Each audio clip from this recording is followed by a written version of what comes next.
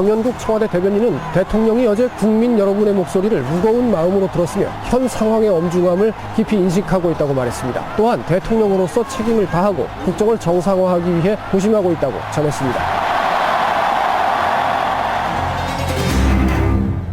이게 나라냐? 예, 토요일 광화문에서 참으로 많이 보인 문구. 이게 나라냐? 목소리는 하나로 일치돼 있었습니다. 바로 대통령 하야. 이 집회를 기점으로 이제 국면은 하야 또는 탄핵으로 급속히 전환되는 느낌이죠. 그런데 조금 전에 들으신 것처럼 이 집회가 끝난 후 나온 청와대 반응은 대통령으로서 책임을 다하기 위해 고심하고 있다 였습니다. 글쎄요, 이 답이 과연 성난 민심을 진정시킬지 더 자극할지 이번 주가 중대 분수령이 될 것 같은데요. 진즉부터 대통령 하야를 주장해온 분이죠. 박원순 서울시장 연결을 해보겠습니다. 박 시장님 나와 계십니까? 네, 안녕하세요. 지난 주말 네. 저 광화문 가셨죠? 그럼요. 예. 예. 직접 본 느낌 어떠셨어요? 저는 결국 우리 박근혜 대통령에 대한 국민의 분노가 얼마나 깊고 거대한지, 또 동시에 새로운 대한민국에 대한 국민의 갈망이 얼마나 큰지, 이건 참여한 사람이라면 누구나 느꼈을 테고요. 예. 그리고 그것은 무엇보다 지금 현재 박근혜 대통령에 대한 예. 하야, 즉각적인 사임, 이 뜻이 분명했습니다. 분명히 그 민심을 확인하셨다 이 말씀이신데. 그렇습니다. 근데 100만의 그 외침에 대해서 청와대의 응답이 바로 어제 나왔습니다. 대통령으로서 책임을 다하기 위해 고심하고 있다. 이 응답은 어떻게 들으셨어요? 예, 이번 촛불 집회에서 나온 구호 중에 하나가 아무것도 하지 마라. 대통령은 하야 이외에 어떤 행위도 하지 말라는 것입니다. 그런데 대통령은 계속 열심히 하겠다는 동문서답을 지금 하고 있는 것이거든요.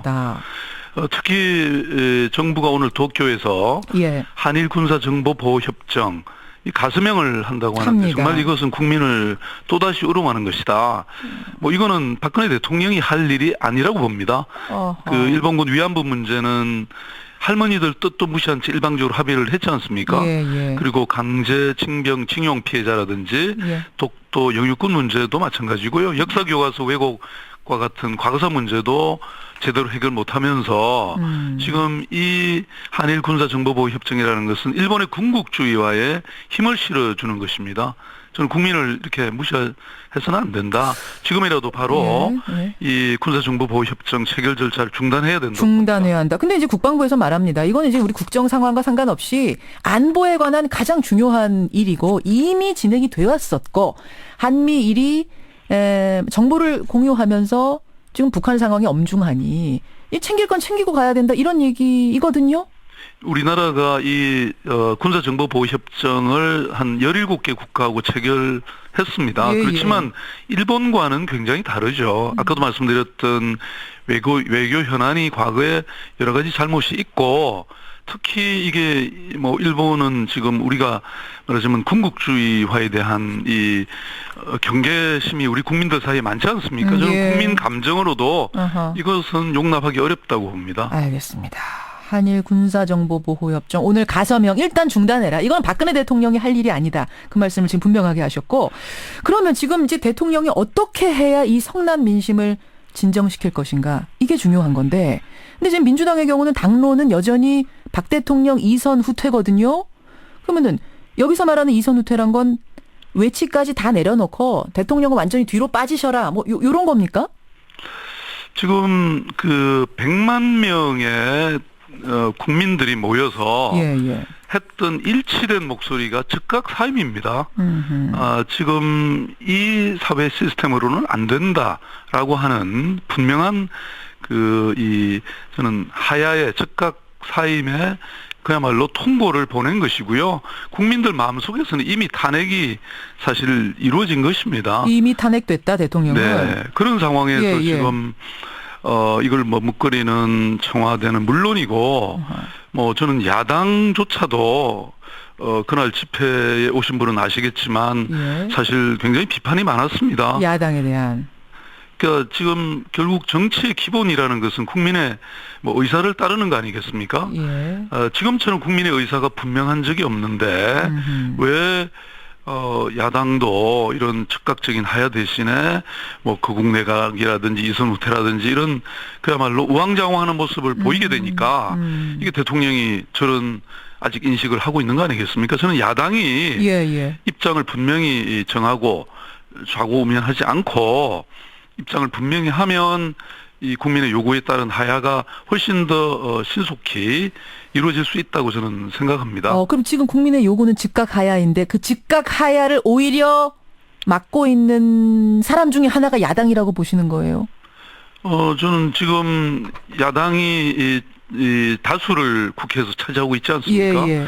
그 총선 민심이라는 것도 사실은 그동안 청와대나 정부가 행해왔던 여러 가지 뭐 이런 이 국정농단들이 있지 않았습니까? 뭐 국정교과서 사건이라든지 세월호 진상규명이라든지 이런 것들 제대로 한 적이 없지 않습니까?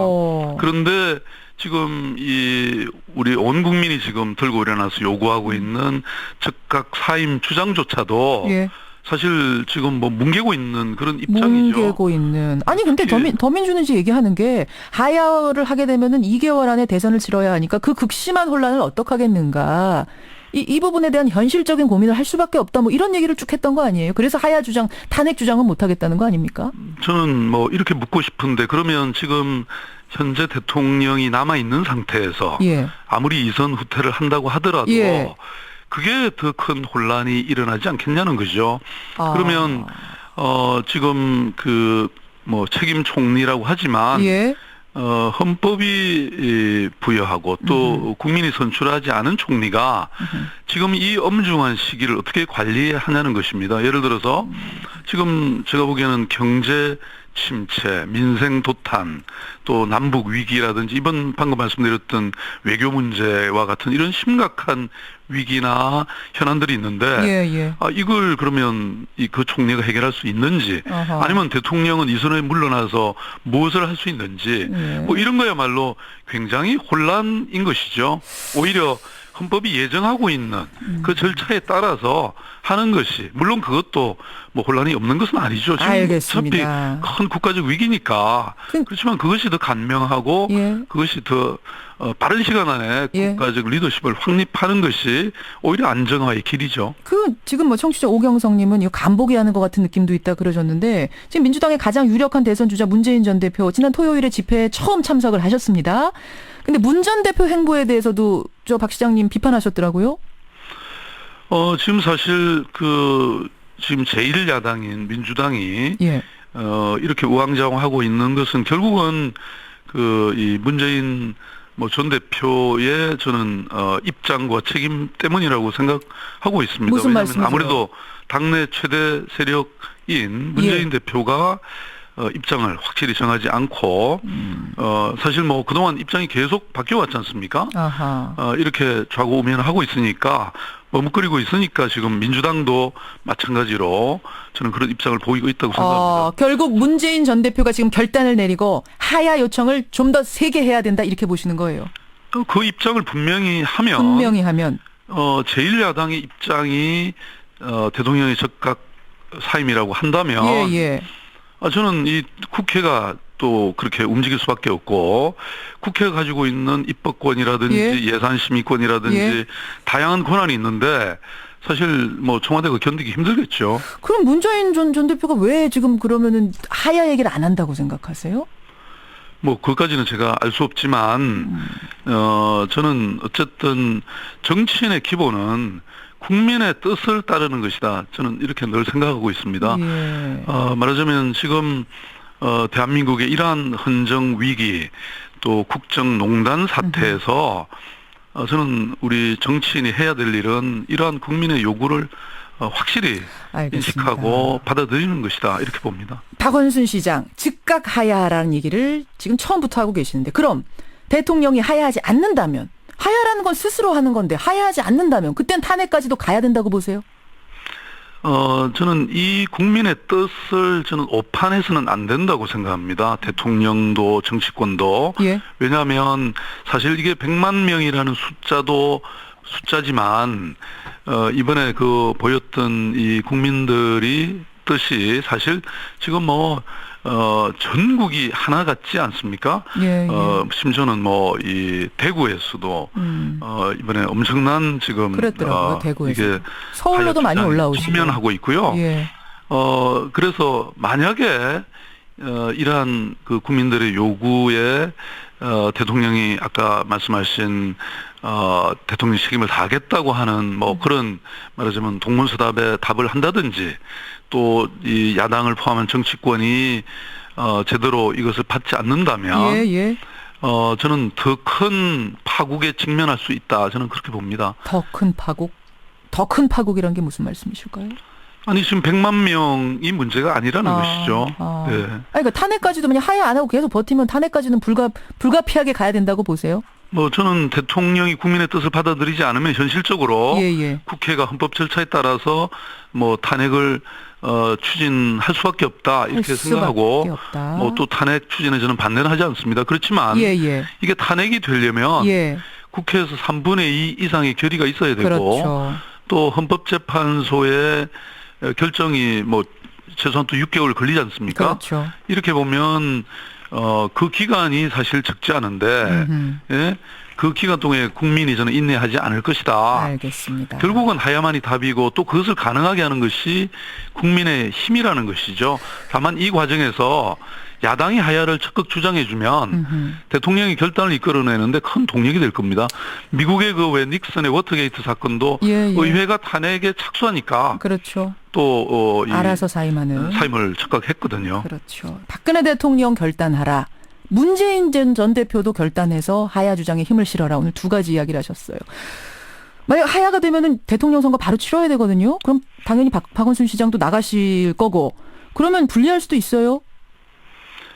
그런 얘기 지금 저는 말씀드릴 수 없다고 생각합니다. 왜냐하면 지금 국민의 뜻이 예.